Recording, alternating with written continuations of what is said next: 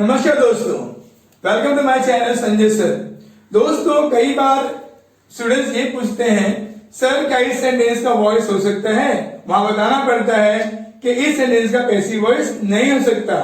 वो क्यों नहीं हो सकता दोस्तों, आइए देखते हैं। When object is not mentioned in a sentence, जिस सेंटेंस में ऑब्जेक्ट का पता न हो, जिस सेंटेंस में ऑब्जेक्ट का पता न हो, उस सेंटेंस का पैसिव वॉइस नहीं होता। आइए उसको एक एग्जांपल समझते हैं। The pirates laughed hardly. Pirates का मतलब होता है समुद्री डकैत, समुद्री डाकू। दोस्तों, यहां पे दिया हुआ है द पायरेट्स लाफ्ड हार्डली। अब यहां पर जो लाफ्ड जो दिया है ये वर्ब का सेकंड फॉर्म है, ये का वर्ब है। यहां पे हेल्प में लगा है डिड। तो मुझे यहां पे क्वेश्चन बनाना होगा यूजिंग व्हाट से। तो हम लिखेंगे व्हाट। व्हाट के बाद आएगा यहाँ पे सेंटेंस बता दीजिए, हेल्प में लगा हुआ डिड, तो लिखेंगे what did the pirates, what did the pirates laugh. अब क्वेश्चन बनाते हैं, इसका मीनिंग समझते हैं। What did the pirates laugh, समुद्री डाकू क्या हंसे। अब यहां पे देख के मालूम पड़ रहा है समुद्री डाकू क्या हंसे, इसका यहां पर कोई कनेक्शन नहीं है।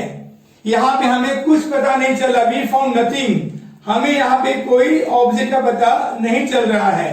तो ऐसे सेंटेंस का पैसिव वॉइस पॉसिबल नहीं है।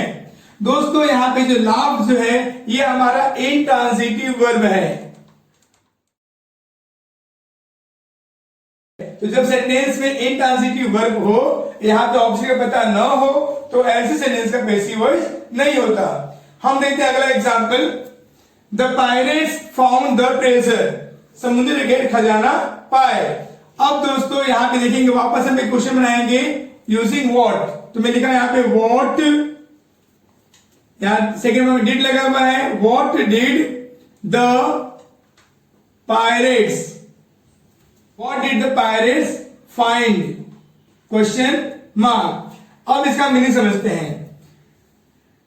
पायरेट्स क्या पाए, पायरेट्स क्या पाए, तो हमें मालूम है पायरेट्स यहां पे ट्रेजर पाए, खजाना पाए। तो हमें यहां पे ऑब्जेक्ट पता चलता है, तो यहां पर हमें आंसर मालूम पड़ा ऑब्जेक्ट के रूप में कि वो ट्रेजर पाए।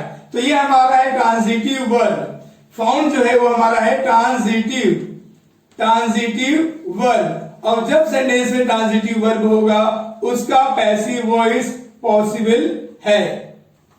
तो इस सेंटेंस का पैसिव वॉइस हो सकता है, जैसे मैं कर रहा हूं यहां पे solve. The pirates found the treasure, the pirates यहां पे सब्जेक्ट है, फाउंड यहां वर्ब का सेकंड फॉर्म है, द ट्रेजर यहां पे ऑब्जेक्ट है। तो हमें पता है रूल, ऑब्जेक्ट बिकम सब्जेक्ट। हम लिखेंगे the treasure.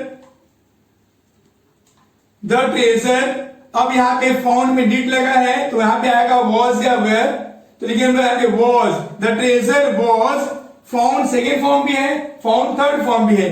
The treasure was found. अब आएगा बाय, बाय के साथ में आएगा फिर यहां पे subject become object, the pirates. दोस्तों, इस सेंटेंस का पैसिव वॉइस बन गया, उस सेंटेंस का पैसिव वॉइस नहीं बना। हम और समझेंगे इसको अगले एग्जांपल में। दोस्तों आइए देखते हैं दूसरा example. The birds fly in the sky. यहां पे फ्लाई वर्ब का फर्स्ट फॉर्म है। यहां मालूम पड़ रहा है सेंटेंस में कि बर्ड्स आसमान में उड़ते हैं, पक्षी आसमान में उड़ते हैं। अब यहां पे दिया हुआ है। अब मुझे यहां पे क्वेश्चन बनाना होगा व्हाट से। तो व्हाट के बाद यहां पे हेल्पिंग वर्ब आएगा डू, वर्ब के फर्स्ट फॉर्म में डू छिपा है, तो मैं लिखा do. What do the birds fly. अब यहां पे क्वेश्चन मार्क लगाया मैंने। अब मैं इसका मीनिंग समझूंगा।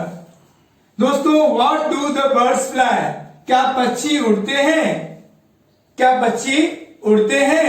अब हमें तो यहाँ पे ऑब्जेक्ट का पता ही चल रहा है, पक्षी तो उड़ते हैं, यहाँ पे आसमान में दिया हुआ है, पर पक्षी क्या उड़ते हैं। अब यहाँ पे इसका कोई मीनिंग सेट नहीं हो रहा है, तो यहाँ पे हमें ऑब्जेक्ट का पता नहीं चल रहा है। तो जिस सेंटेंस में ऑब्जेक्ट का पता नहीं चलता वो वर्ब जो है यहाँ पे वो कहलाता है इंट्रांजिटिव वर्ब।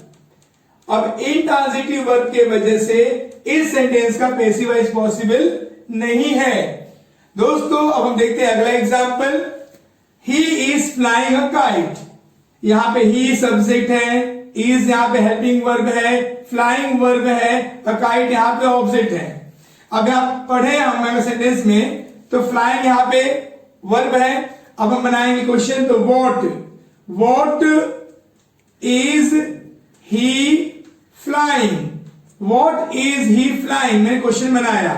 ओके, वह क्या उड़ाता है, वह क्या उड़ाता है, तो वह पतंग उड़ाता है, साफ साफ मालूम पड़ रहा है। तो ये हमारा यहाँ पे मालूम है कि यहाँ पे ऑब्जेक्ट का पता चल रहा है। जब ऑब्जेक्ट का पता चलेगा उसे बोलते हैं कि फ्लाइंग यहाँ पे हमारा ट्रांजिटिव वर्ब है। ट्रांजिटिव वर्ब होने से इसका पैसिव वॉइस होगा। तो चलो इसका पैसिव वॉइस कर लेते हैं। हमें पता है ऑब्जेक्ट बिकम सब्जेक्ट, यहाँ पे आएगा द काइट। अब यहाँ पे वर्ब का फर्स्ट फॉर्म है और यहाँ पे इज हेल्पिंग दिया हुआ है। अगर सेंटेंस में इज लगा है तो हम इज बीइंग लगाएंगे, द काइट इज बीइंग। अब आएगा वर्ब का third form, FLOWN, the kite is being flown by के बाद न्यू ऑब्जेक्ट ही का हिम।